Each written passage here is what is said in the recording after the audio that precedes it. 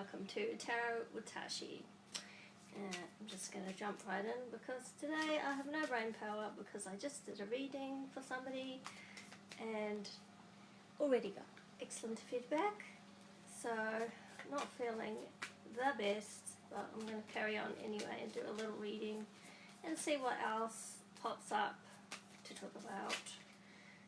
Queen of Wands. Well, number one, I'm going to go with that. The Queen of Wands this week. That card came out in my first reading, didn't it? That cat again. The witch is familiar. So once again, I'm shuffling. Just wait for a card to fly out like that. Yeah, I don't like it when there's two cards coming out, three cards stuck together. I want one card at a time, or a jumper to tell you when to stop. Okay, I'm going to go with you. Ace of Cups. The Ace of Cups. Right. The Queen of Wands is looking at the Ace of Cups, and the Ace of Cups is about emotions, overflowing emotions. That came up in my reading that I just did, actually. Could also be happy times, pregnancy even. And the fact that the Queen of Wands is looking at the Ace of Cups, maybe she's got some strong emotions about something. She's a social butterfly, as we know from the first reading. If you watched that reading, she's a social butterfly. Now she's having some trouble with her emotions. Not trouble, but they're overflowing. Let's see why they're overflowing. And piece together some sort of a story. We've been having a good week. We'll stop right there. The Page of Wands. The Knight of Wands. The Five of Cups. And the Four of Cups. What a weird layout. Right. The Page of Wands. The Page of Wands, he's like a searcher, like a student of spiritual things. He's sort of, he's not where the king is, obviously, but he's on his journey, and he's actually looking at the Knight of Wands. The Knight of Wands is sort of that player. What's going on? I know I've shuffled this since 2 weeks ago.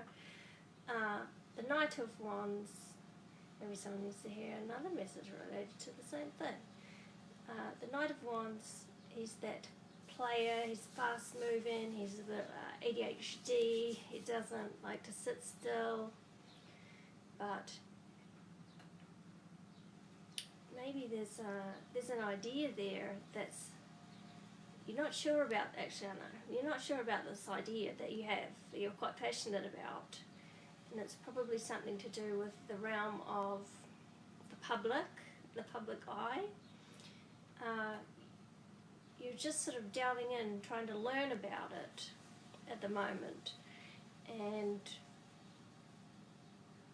the Knight of Wands is like, part of you wants to stop and learn about it, the other part just wants to get going. Well, that's like startup life. Startup life is fail fast, bias towards action, and all of that sort of thing. So maybe you're in two minds because they're directly looking at each other. Yeah, got that right. They're directly looking at each other. Maybe they're in opposition right now. Whatever this idea is that you have is overflowing. But then we have the Five of Cups. The Five of Cups just came up in the reading I just had as well, which is extremely odd. The Five of Cups is basically, you're looking at a glass half full. You're focusing on the three cups that you don't have, and you're focusing on the disappointments of the past as opposed to what you do have now or what could happen in the future. there's water in that card as well. This cups are all, the suit of cups is about emotions. So there's some emotions there. Maybe you're fearful that whatever your idea is, that it's not going to come, well, you've been disappointed in the past and you don't want the same outcome. Then the last card is the Four of Cups, and the Four of Cups is actually backwards progression. Four of Cups, I don't get the Four of Cups very often. I can't even think the last time I got the Four of Cups, so let me have a look at that. We always end up looking at the same ones all the time. Offers and opportunities are flowing to you, but for now you're saying no. Contemplate your next step and focus on what is important to you. So, sorry, I'm just grabbing my other deck of cards. I only have 2 decks now because I got rid of all my other decks because this is like overkill. I don't think you need all that to deliver a message. Oh my God, let's go. Brain. So there's opportunities are flowing to you, but you're just not sure of the next step. You don't know what step to take. You're unsure. But so like the start of the reading, you're all gung-ho, and then it gets to the Knight of Wands. The Knight of Wands isn't actually going in this direction. It is actually facing back towards the start of the reading, which to me says that there's like a block there, and the block is that you have just had too many disappointments in the past and you're scared about going forward with these opportunities, even though somebody is literally handing you an opportunity. You're like, I don't know. Analysis paralysis. We all know that one, right? Analysis paralysis. Anyway, this deck is the best. Angels and ancestors. Like I said, it has a bit of everything. Can't really read it. Including images from the Celtic, Native American, Aboriginal and Earth-based spiritualities. Angels and ancestors crosses the divide between all cultures to bridge the gap in this world and the next. Yeah, there's all sorts in there. Anyway, Claire, I probably already did that. Or maybe I didn't, because I have no clue. I'm delirious. What? If this is a mental block, then what? Okay. What? Interesting. Maybe you need some medicine to get over this block, remove it once and for all, and move forward with confidence, so we can turn that Knight around. So he's facing, now it looks like it's going the right way, but it's not. It's back. He's going backwards. I'm going to turn this Knight around so everything is all flowing nicely together. Because it's quite funny, because this Knight is actually, no,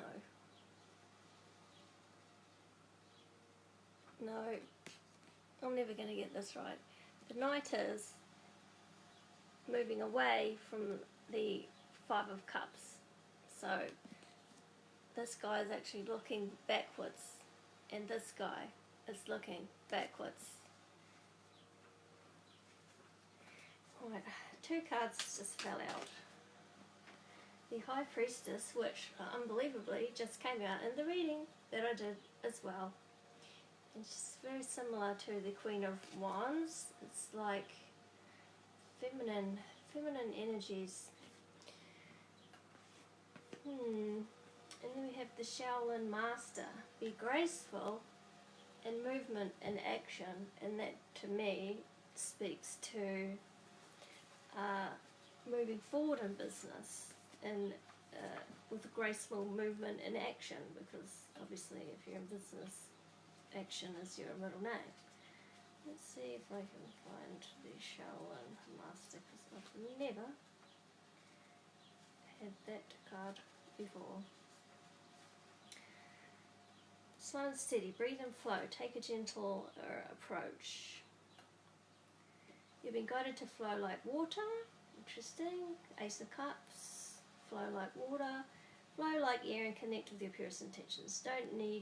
Don't feel the need to rush ahead. A gentle approach will be more fruitful and rewarding. Move with subtlety and grace. Reach high, but also ask yourself how you can move with the flow of life rather than pushing against it. Do you have the capacity to refocus your gaze at this time? Can you slow down? Or can you take more time to soften and breathe as you move forward? All of this will be incredibly beneficial for what happens next.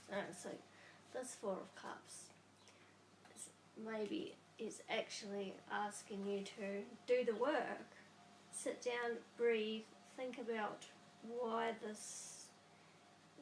these thoughts about the past disappointments have come in right now and why they're affecting you at all. So again, that's your, shadow work.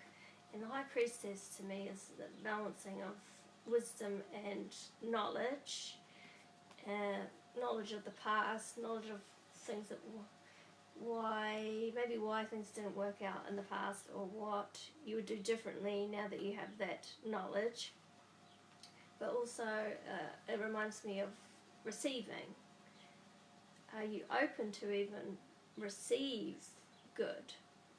That's a feminine energy, receiving, the chalice, the cup. The woman receives.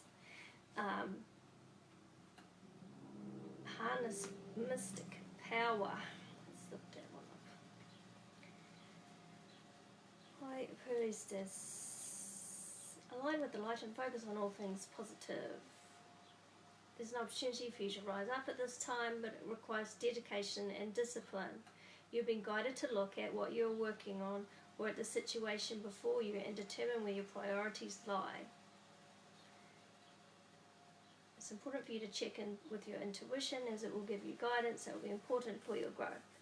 So if you're getting the feeling, if you're getting the fear, then that means that there's something to look at there. There's no way about it.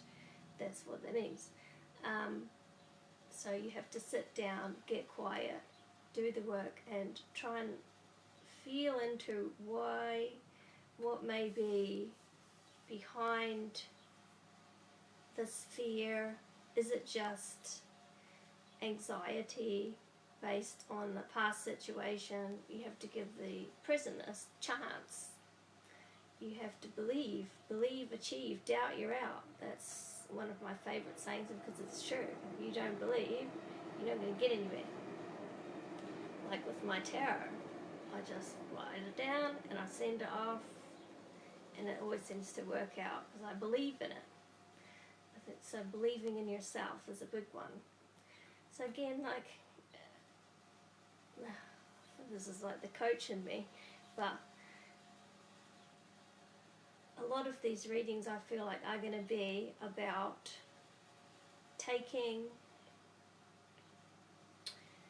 about doing the work, basically, this shadow work, what is stopping you from getting what you want? What is it? What are these beliefs that you're hanging on to? Why do you choose actively to repeat the same mistakes all the time instead of doing the work? To me, it's quite unbelievable how many people would rather just be stuck in a loop to the end of time, attracting the same people, attracting the same circumstances over and over and over again, and they don't think it has anything to do with them. They think it has all to do with that things just happen to them. That's not true, because you vibrationally are a match to things. So So for example, if you're attracting a guy all the time, the same guy that cheats on you, for example, then there's a part of you that cheats on yourself all the time, and there's a vibrational match. You can't be in the same room with somebody unless you're a vibrational match, good or bad. And people don't seem to get that, but when you really understand that that's how life works, it's all about vibrational matches. You're not going to get the job that you want, for example, unless you're a vibrational match to the people that work in that workplace, good or bad. And some of them will be your soulmates, and some of them will be your triggers, but there'll be a part of them that is 100% a part of you, inside you, that is unhealed if it's a trigger.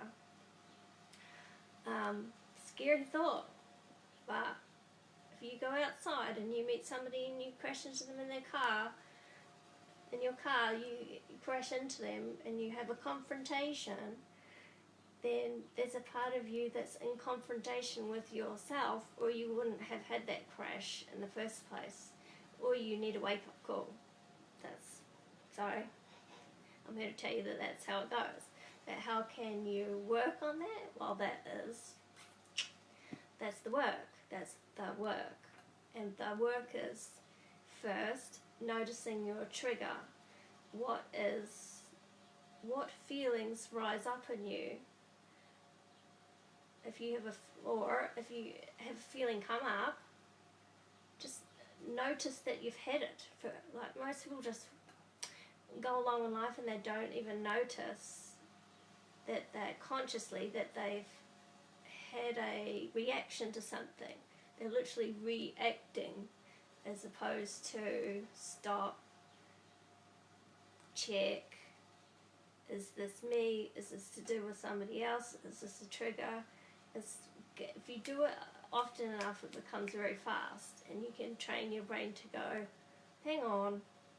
Like the other day, for example, I realised that a scratching habit that I have may not even be mine, and it might actually be my mother's. And I've inherited it and embodied that. And now I'm consciously aware of it. I can change it. But to become consciously aware of something, you have to spend time monitoring what's going on in your head and your body, because your body will tell you everything that you need to. Your body will, if you go into a job interview and your whole body is, I don't want to be here, you need to honour that, and you need to listen to that. If you don't, that's called a bulldozing, and you don't want to bulldoze yourself, because you'll never get where you need to go if you bulldoze yourself into it. And you bulldoze yourself somehow into that job, but your soul knows that you're not supposed to be there, then that's not in your highest good to be there, then things will not go well for you. And I'm coming from a place of knowing with that. I know that's what happens because that's happened to me. And then I just gave up, and I went, you know what, I am a spiritual person, and I'm trying to live this other life that's not actually me or authentic. I do like business, but I do like the spiritual stuff. Can I not have both? So I chose to walk the path of the spiritual, and then I got a job to suit me, part-time, that works in with what I want to do, and it's all worked out, as opposed to being miserable in a full-time job and not having any time whatsoever to do any spiritual things. It all comes out in the wash, I think. But anyway, I feel like I've just had an extreme rant. I'm not sure where that came from. I'm not sure who needed to hear all of that, but it's done now, and I'm going to call that a day, actually. And once again, thanks for watching, and I hope you find these insights helpful, and please do message me with any questions about this stuff, or if you resonate with me and maybe want to work with me or get a reading around these energies or personal growth or whatever, that would be really good. I'd really like that, because nothing energizes me more like I feel actually energized now, where when I first started this reading I really was not energized. It energizes me because it's my life's work, and I love helping people, and I love, my third eye is going off. I love helping people, and that is why I'm here. So let me help you. And anyway, I'm going to sign off now, and we'll see you next week. Bye.